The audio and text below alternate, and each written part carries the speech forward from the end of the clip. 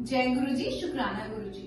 संजय जी, आज हम दिव्याभा के पेज नंबर 40 पे हैं और हमारा चैप्टर है सत्संग, सत्य का समावेश, हम सबका प्रिय चैप्टर। तो हम हमेशा ही सत्संग के बारे में बहुत सारी बातें करते हैं, सत्संग में जाना, सत्संग को समझना, सत्संग को अटेंड करना, शायद हम सब गुरु संगत का सबसे फेवरेट काम होता है। तो आज हम उस चैप्टर के बारे में पढ़ेंगे। सत्संगी सदा अपने हृदय से सत्य बोलता है। सत्संग शब्दों में परिवर्तित यह रोमांचक यथार्थता है जो श्रोताओं को और पाठकों दोनों की चेतना पूर्ण रूप से जागृत करने की असीमित क्षमता रखता है। सत्संग भक्ति का वह अंग है जो इस देश में आदिकाल से धार्मिक परंपराओं का सबसे आदरणीय और अभिन्न अंग रहा है। सत्संग में वक्ता अपना प्रवचन सब श्रोताओं के सम्मुख रखता है या जैसे यहाँ के प्रसंग में अपने अनुभवों का वर्णन करता है। प्राकृतिक संवेदना और ध्यान से पढ़े अथवा सुने हुए सत्संग से सब में विश्वास की उत्पत्ति होती है। जिस प्रकार दृढ़ विद्युत संचारित करते हैं, जिस प्रकार अणु विद्युत संचारित करते हैं, उसी प्रकार सत्संग से श्रद्धा एवं निष्ठा का प्रसार होता है। सत्संग के यह अनुभव संशय और विश्वास के बीच खड़े हुए विशाल जनसमूह के लिए है। सत्संग से जैसा हमने गुरुजी से सीखा है, पाठक और लेखक दोनों को ही आशीष मिलता है। प्रत्येक व्यक्ति के जीवन में नए मोड़ के साथ आशा की ज्योति जलाने की संभावना रखता है। हर खंड में एक अनोखा अनुबंध, प्रतिज्ञा एवं सत्य का संसार है। गुरुजी की उपस्थिति से हम उनकी छाया में हैं, अन्यथा उनके प्रकाश की तीव्रता के सम्मुख ब्रह्मांड के समस्त सूर्यों का सम्मिलित तेज भी धूमिल है। अनेक अवसरों पर प्रत्येक व्यक्ति अपनी अस्थिर शंका पर श्रद्धा के खड़ग से संघार करता है। संशय और विश्वास दोनों परस्पर विरोधी हमारे चारों ओर व्याप्त वातावरण के स्थायी निवासी हैं।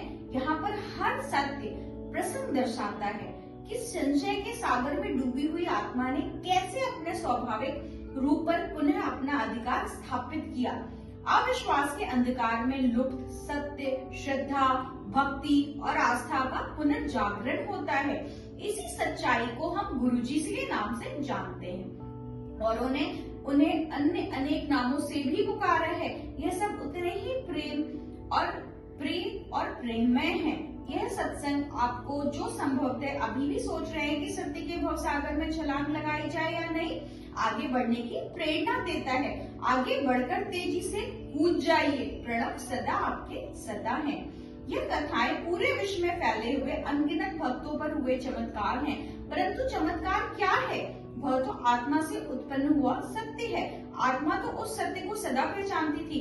इस भौतिक संसार की माया में वह डूब गई थी और उस सत्य से भक्त अनभिज्ञ हो गए। यह चमत्कारिक सत्य सर्वप्रथम प्रेम और आस्था का प्रतीक है।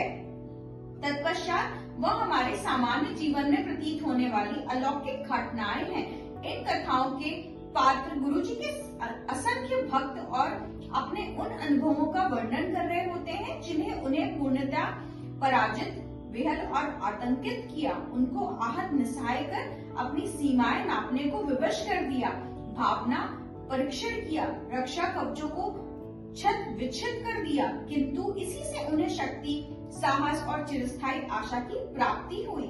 वह सब उस असाधारण उत्कृष्ट दिव्य धारा में प्रवाहित होकर अपनी आप बीती व्यक्त कर रहे हैं। गुरुजी का आदेश प्रसारित करने वाले यह वृतांत ही हमारे वास्तविक मित्र हैं और उस आदेश का पालन करना नितांत आवश्यक है। इन सत्संगों में गुरुजी की ऊर्जा है। वह न केवल यह आभास देते हैं कि हमें गुरुजी ने अपनी अलौकिक शक्तियों से कैसे अपने भक्तों का भला कर उनका पोषण किया, इनमें वह ऊर्जा भी संग्रहित है जिसका आनंद लेकर आप भी उसका लाभ उठा सकते हैं। प्रत्येक सत्संग में अपने भक्तों के लिए गुरुजी के अपार स्नेह और वेदना के दर्शन होते हैं।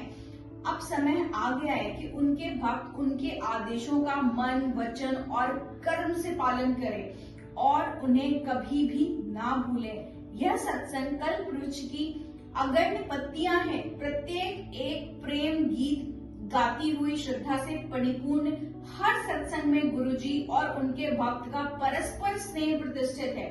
आशा करते हैं कि ये अनुभव उन भक्त लेखकों की भांति आपके हृदय के तारों को भी हिलाकर मन में अति सुरमय मधुर दिव्य संगीत भर देगा।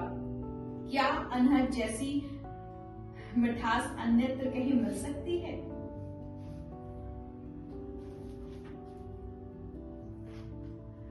जय गुरु जी, शुक्राना गुरु जी।